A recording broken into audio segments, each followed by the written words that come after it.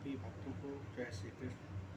होली जल्दी में आज से हमारी यात्रा शुरू हो रही है श्रीमद् भागवत गीता की तरफ। वास्तव में श्रीमद् भागवत गीता का महात्म्य वाणी द्वारा वर्णन करने के लिए किसी की भी सामर्थ्य नहीं है, क्योंकि यह एक परम रहस्यमय ग्रंथ है। इसमें संपूर्ण वेदों का सार संग्रह किया गया है। इसकी संस्कृत इतनी सुंदर और सरल है कि थोड़ा अभ्यास करने से मनुष्य उसको सहज ही समझ सकता है, परंतु इसका आशय इतना गंभीर है कि आजीवन निरंतर अभ्यास करते रहने पर भी उसका अंत नहीं आता। प्रतिदिन नए नए भाव उत्पन्न होते रहते हैं। इससे यह सदैव नवीन बना रहता है एवं एकाग्रचित होकर श्रद्धा भक्ति सहित विचार करने से इसके पद पद में परम रहस्य भरा हुआ प्रत्यक्ष प्रतीत होता है। भगवान के गुण प्रभाव और मर्म का वर्णन जिस प्रकार इस गीता शास्त्र में किया गया है, वैसा अन्य किसी ग्रंथों में मिलना कठिन है, क्योंकि प्रायः ग्रंथों में कुछ न कुछ सांसारिक विषय मिला रहता है। भगवान ने श्रीमद् भागवत गीता रूप एक ऐसा अनुपमेय शास्त्र कहा है जिसमें एक भी शब्द सदुपदेश से खाली नहीं है। श्री वेदव्यास जी ने महाभारत में गीता जी का वर्णन करने के उपरांत कहा है, गीता सुगीता कर्तव्या किमन्ये शास्त्र विस्तरय या स्वयं पद्मनाभस्य मुख पद्माद्विनी सुता। गीता सुगीता करने योग्य है, अर्थात श्री गीता जी की को भली प्रकार पढ़कर अर्थ और भाव सहित अंतःकरण में धारण कर लेना मुख्य कर्तव्य है, जो कि स्वयं पद्मनाभ भगवान श्री विष्णु के मुखारबिंद से निकली हुई है। अन्य शास्त्रों के विस्तार से क्या प्रयोजन है? स्वयं श्री भगवान ने भी इसकी महात्मा का वर्णन किया हुआ है। इस गीता शास्त्र में मनुष्य मात्र का अधिकार, चाहे वह किसी भी वर्ण आश्रम में स्थित हो, परंतु भगवान के श्रद्धालु और भक्ति युक्त अवश्य होना चाहिए, क्योंकि भगवान ने अपने भक्तों में ही इसका प्रचार करने के लिए आज्ञा दी है, तथा यह भी कहा है कि स्त्री वैश्य शूद्र और पायोनी भी मेरे पारायण होकर परम गति को प्राप्त होते हैं। अपने अपने स्वाभाविक कर्मों द्वारा मेरी पूजा करके मनुष्य परम सिद्धि प्राप्त होता है।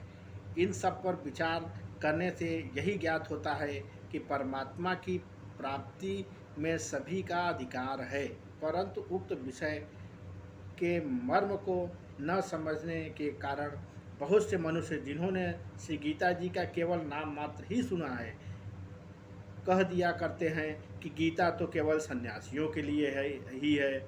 वे अपने बालकों को भी इसी भय से गीता जी का अभ्यास नहीं कराते हैं।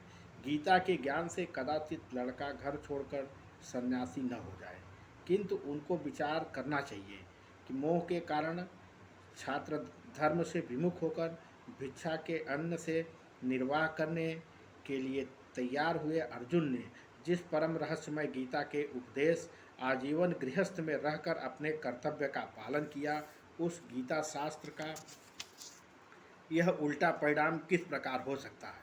अतएव कल्याण की इच्छा वाले मनुष्य को उचित है कि मोह का त्याग कर अतिशय श्रद्धा भक्ति पूर्वक अपने बालकों को अर्थ और भाव के सहित श्री गीता जी का अध्ययन कराएं एवं स्वयं भी इसका पठन और मनन करते हुए भगवान के आज्ञानुसार साधन करने में तत्पर हो जाएं, क्योंकि अति दुर्लभ मनुष्य शरीर को प्राप्त होकर अपने अमूल्य समय का एक क्षण भी दुखमूलक क्षणभंगुर भोगों के भोगने में नष्ट करना उचित नहीं है। श्री गीता जी का प्रधान विषय है। श्री गीता जी में भगवान ने अपनी प्राप्ति के लिए मुख्य दो मार्ग बतलाए हैं, एक सांख्य योग, दूसरा कर्म योग। संपूर्ण पदार्थ मृग तृष्णा के जल की भांति अथवा स्वप्न की सृष्टि के अदृश्य मायामय होने से माया के कार्य रूप संपूर्ण गुण ही गुणों में वर्तते हैं। ऐसे समझकर मन, इंद्रियों और शरीर द्वारा होने वाले संपूर्ण कर्मों में कर्तापन के अभिमान से रहित होना तथा सर्वव्यापी सच्चिदानंद घन परमात्मा के स्वरूप एक ही भाव से नित्य स्थित रहते हुए एक सच्चिदानंद घन वासुदेव के सिवाय अन्य किसी के भी होने का भाव न रखना, यह तो सांख्य योग का साधन है।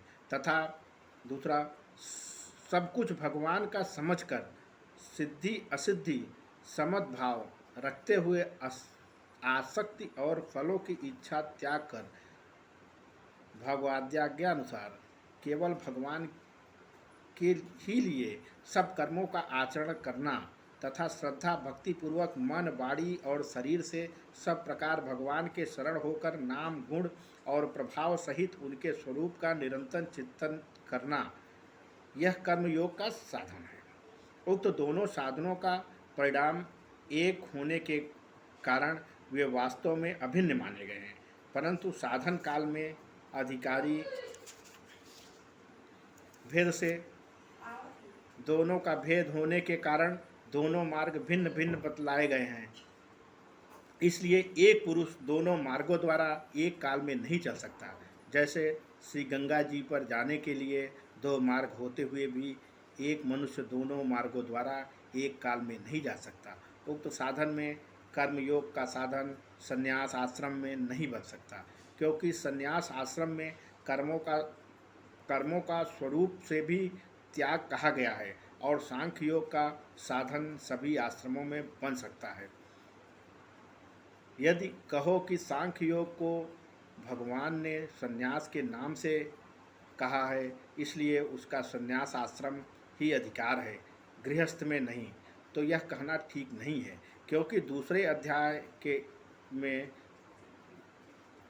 श्लोक के 11 से 30 तक जो सांख्य निष्ठा का उपदेश किया गया है, उसके अनुसार भी भगवान ने जगह जगह अर्जुन को युद्ध करने की योग्यता दिखाई है।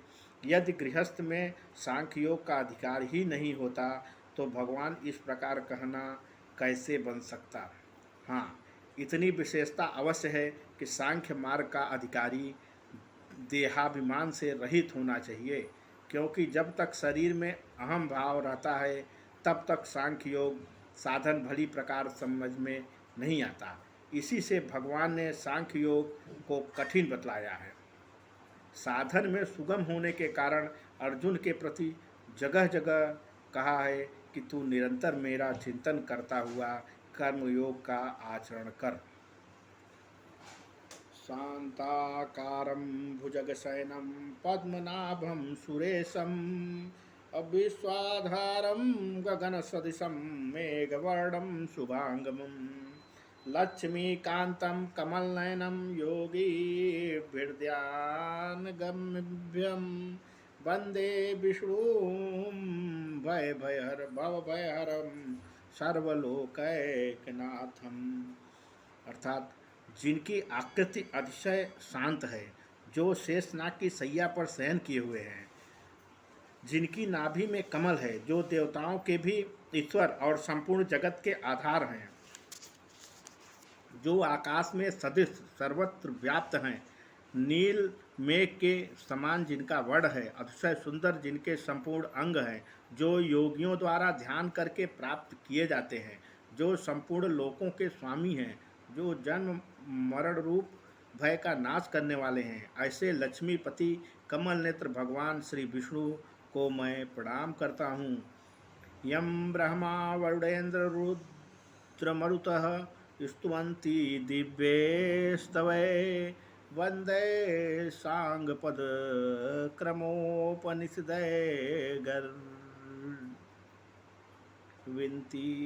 यं सामगा ध्यानावस्थितद्वतेन मनसा पश्यन्ति यं योगिनो यस्यान्तं न बिन्दु सुरासुरगणा देवाय तस्मै नमः।